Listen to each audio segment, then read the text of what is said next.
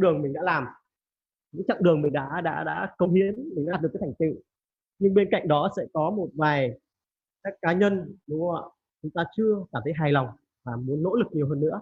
Vì vậy là thông qua cái câu chuyện là thời gian và cơ hội, tôi hy vọng rằng quý vị các anh chị chúng ta biết nắm bắt cơ hội và biết trân trọng cơ hội kinh doanh tại For Việt để chúng ta cùng phấn đấu để gặt hái những cái giá trị, cái sự thành công.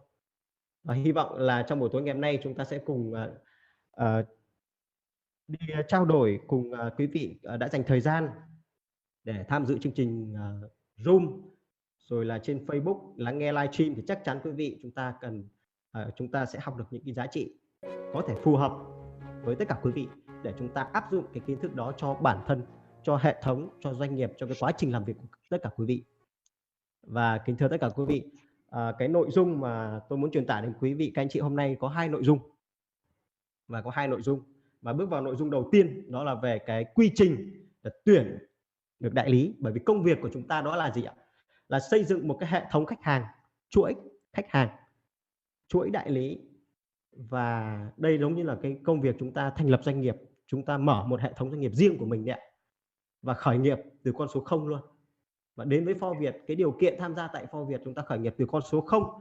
Và làm sao để chúng ta có thể là bán được hàng, chúng ta tuyển dụng được hệ thống đại lý và chúng ta nhân bản. Cái công việc tuyển dụng chính là công việc nhân bản hệ thống. Và những người có sở hữu hệ thống là những người có được cái kết quả cũng như là có được cái thành công rất lớn, thưa quý vị. Vâng. Vậy thì các quý vị các anh chị chúng ta có thể là chuẩn bị sổ hoặc là bút các anh chị nhé. Chúng ta có thể chuẩn bị sổ hoặc là bút để chúng ta nghe và chúng ta ghi chép lại cái nội dung trong cái chương trình này. Thì cái nội dung trong buổi ngày hôm nay ấy, nếu như mà các cô chú anh chị chúng ta chỉ nhìn thôi, chỉ nghe thôi thì có thể là không đọng lại được nhiều, nhưng trong cái quá trình nghe thì rất mong là các quý vị các anh chị chúng ta có thể là ghi chép xuống cái từ khóa, các quý vị anh chị đấy là cái từ khóa để chúng ta có thể là áp dụng cho cái quá trình chúng ta làm việc. Chỉ cần ghi từ khóa thôi. Quy trình tuyển đại lý đó, anh chị chúng ta lưu ý là có một câu nói là gì ạ? 100 bộ óc thông minh không bằng một mẩu chỉ tùn, là như vậy đó. Chúng ta ghi chép có được cái gì cóp nhặt được thì quý vị ghi lại. Và cái slide này tôi sẽ chuyển cho các tổng đại lý, cho các tổng tuyến, cho các trung tâm phân phối để làm tư liệu, để làm cái. Thế thì quay trở về cái chương trình nội dung ngày hôm nay, đó là quy trình tuyển đại lý. Và rất quan trọng, thời gian vừa rồi cũng có rất nhiều các đại lý làm online, offline, cầu là ghi những video làm việc. Hôm nay là cái chương trình đào tạo và sẽ được livestream và ghi hình lại. Thì cái quy trình tuyển đại lý như thế nào? Đối với lại các anh chị, chúng ta là những người đã sẵn sàng xây dựng một cái hệ thống cho riêng mình đấy ạ. Ở đây là không phải nói về cái câu chuyện là chúng ta chỉ là một người khách hàng đâu nhé. Đây không phải là câu chuyện một khách hàng nữa, và đây là một câu chuyện của một người đi làm sự nghiệp và mở chuỗi đại lý và bắt tay làm việc. Xác định là thành công cùng với cái cơ hội kinh doanh tại For Việt đó. Đường mình đã làm, những chặng đường mình đã cống hiến, mình đã đạt được cái thành tựu, nhưng bên cạnh đó sẽ có một vài các cá nhân, đúng không ạ, chúng ta chưa cảm thấy hài lòng và muốn nỗ lực nhiều hơn nữa. Vì vậy là thông qua cái câu chuyện là thời gian và cơ hội, tôi hy vọng rằng quý vị các anh chị chúng ta biết nắm bắt cơ hội và biết trân trọng cơ hội kinh doanh tại For Việt để chúng ta cùng phấn đấu để gặt hái những cái giá trị, cái sự thành công. Và hy vọng là trong buổi tối ngày hôm nay chúng ta sẽ cùng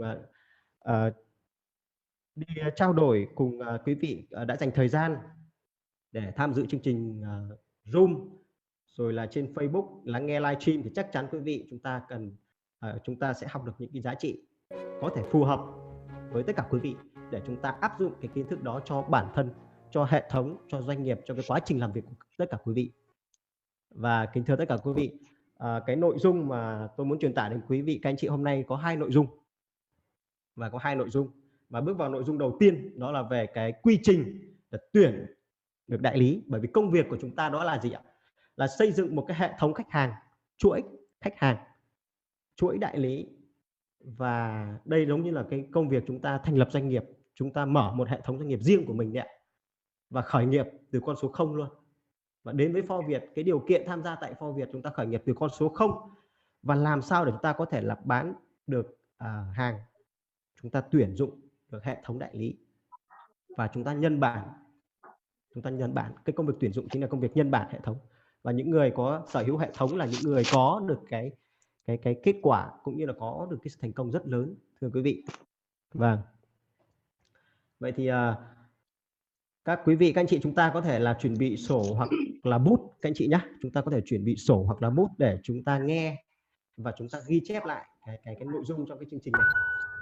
Thì cái nội dung trong buổi ngày hôm nay ấy, nếu như mà các cô chú anh chị chúng ta chỉ nhìn thôi, chỉ nghe thôi thì có thể là không đọc lại được nhiều, nhưng trong cái quá trình nghe thì rất mong là các quý vị các anh chị chúng ta có thể là ghi xuống cái từ khóa. Các quý vị anh chị đấy là cái từ khóa để chúng ta có thể là áp dụng trong cái quá trình chúng ta làm việc. Chỉ cần ghi từ khóa thôi. Quy trình tuyển quản lý. Đó, các anh chị chúng ta lưu ý là có một câu nói là gì ạ? 100 bộ óc thông minh không bằng một mẩu tùn, là như vậy đó. Chúng ta ghi chép có được cái gì copy nhặt được thì quý vị ghi lại. Đó, và cái slide này tôi sẽ chuyển cho các tổng đại lý, cho các tổng tuyến, cho các trung tâm phân phối để làm tư liệu, để làm cái. Thế thì quay trở về cái chương trình nội dung ngày hôm nay, đó là quy trình tuyển đại lý. Và rất quan trọng, thời gian vừa rồi cũng có rất nhiều các đại lý làm online, offline, cầu là ghi những video làm việc. Hôm nay là cái chương trình đào tạo, và sẽ được livestream và ghi hình lại. Thì cái quy trình tuyển đại lý như thế nào? Đối với lại các anh chị, chúng ta là những người đã sẵn sàng xây dựng một hệ thống cho riêng mình đấy ạ. Ở đây là không phải nói về cái câu chuyện là chúng ta chỉ là một người khách hàng đâu nhé. Đây không phải là câu chuyện một khách hàng nữa, và đây là một câu chuyện của một người đi làm sự nghiệp và mở chuỗi đại lý và bắt tay làm việc, xác định là thành công cùng với cái cơ hội kinh doanh tại For Việt đó. Cần phải tiếp cận và kéo gần khoảng cách với khách hàng đó, vì chúng ta đã xác định được một đối tượng, một khách hàng, và nói đối tượng thì hơi nặng, nhưng đó là một khách hàng tiềm năng, là một khách hàng tiềm năng của quý vị các anh chị, là một người đối tác các anh chị. Các quý vị xác định là đối tác gắn liền với các quý vị, gắn bó với quý vị anh chị, thì chúng ta hãy tìm cách để tiếp cận, hỏi thăm, quan tâm và chia sẻ về cái cơ hội, về cuộc sống, về công việc, về các vấn đề mà khách hàng đó quan tâm.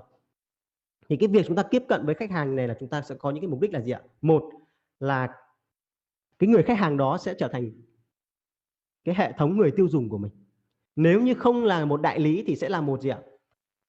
Một hệ thống người tiêu dùng, hệ thống khách hàng, và chúng ta mục đích để xây dựng cái mối quan hệ lâu dài với khách hàng.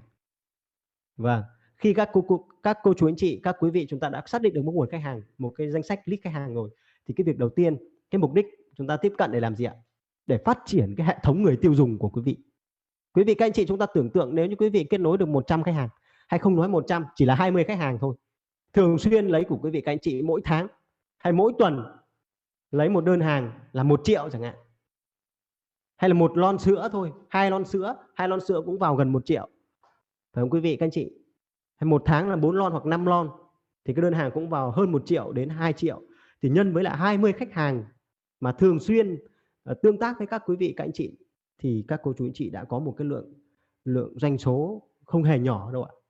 Đó, thì cái mục đích đầu tiên, nếu như khách hàng đó không phải là người muốn tăng thu nhập, không phải là người trở thành đại lý, thì sẽ là một người khách hàng tiêu dùng của quý vị.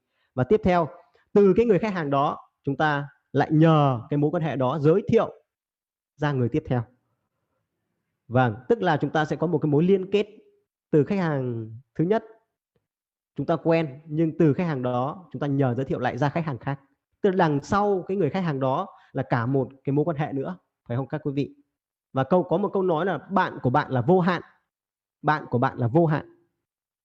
Vâng, nên cái việc các quý vị các anh chị tiếp cận với khách hàng để kéo gần khoảng cách này sẽ có cái mục đích đó là gì ạ? Phát triển được hệ thống người. Có hai cái phần như thế này, hai cái cách như thế này. Thì chúng ta đi từng phần một. Phần đầu tiên là chốt offline. Vâng. Trong phần offline này, offline tức là quý vị chốt sale trực tiếp 11 đấy ạ. 11.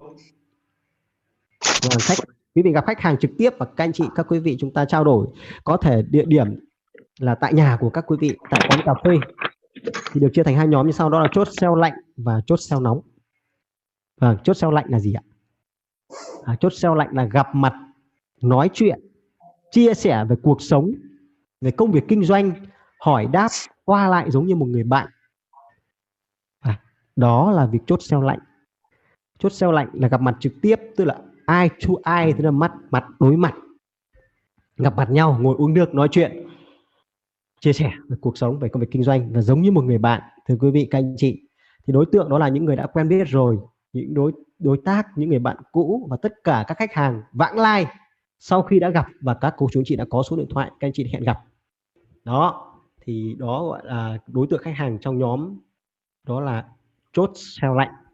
Thì khi các quý vị các anh chị đến cái phần đến cái bước xác định được cái nhóm khách hàng và các quý vị các anh chị bắt đầu gặp mặt nói chuyện, thì các anh chị lựa chọn địa điểm nó phù hợp, ở quán cà phê hay là tại nhà của quý vị. Tốt nhất là tại cái nơi mà các cô chú anh chị chủ động được. Ví dụ quán cà phê, cái phần hẹn đối tác, hẹn đại lý ở quán cà phê thì các cô chú anh chị cũng phải lưu ý là cái vị trí ngồi. Cái vị trí ngồi cũng khá quan trọng. Nói đây thì nó liên quan đến một chút đến phong thủy. Khi các cô chú chị chọn cái vị trí ngồi, thứ nhất là không được ồn quá, không được nhiều người đi lại quá, và nên chọn cái vị trí nào mà các cô chú anh chị ngồi, ví dụ ngồi quay lưng vào tường thì các cô chú anh chị phải là người ngồi quay lưng vào tường và nhìn ra ngoài, và khách hàng phải là người ngồi ngoài để nhìn vào trong. Cái việc lựa chọn địa điểm là lựa chọn cái bàn ngồi ấy, cái bàn ngồi quán cà phê cũng khá quan trọng, nó quyết định cái phần các chị chia sẻ trong cái buổi giao lưu, cái buổi chia sẻ của cô chú anh chị ạ, rất cao đấy ạ. Cái hiệu suất, cái kết quả, cái vị trí ngồi quyết định rất cao cái vấn đề các chị truyền thông tin ấy. Nên các anh chị khi mà hẹn gặp tại quán cà phê phải lưu ý cái ghế ngồi. Chúng ta là người ngồi phải là ngồi trong và quay lưng ra ngoài, và khách hàng sẽ ngồi từ ngoài quay lưng vào phía của chúng ta, để hạn chế những cái âm thanh, hạn chế những tiếng ồn, hạn chế những cái sự ảnh hưởng của khách hàng, để không bị phân tán cái tư tưởng, không bị phân tán trong quá trình nghe chia sẻ về cái sản phẩm, về cái hộ kinh doanh này. Tiếp theo là tại nhà thì các quý vị sẽ chủ động được, hoặc là ở nhà một tổng đại lý tuyến trên, tại phân phối, tại công ty, tốt nhất là tại trung tâm phân phối, tại cơ sở, tại văn phòng hay là tại công ty thì sẽ rất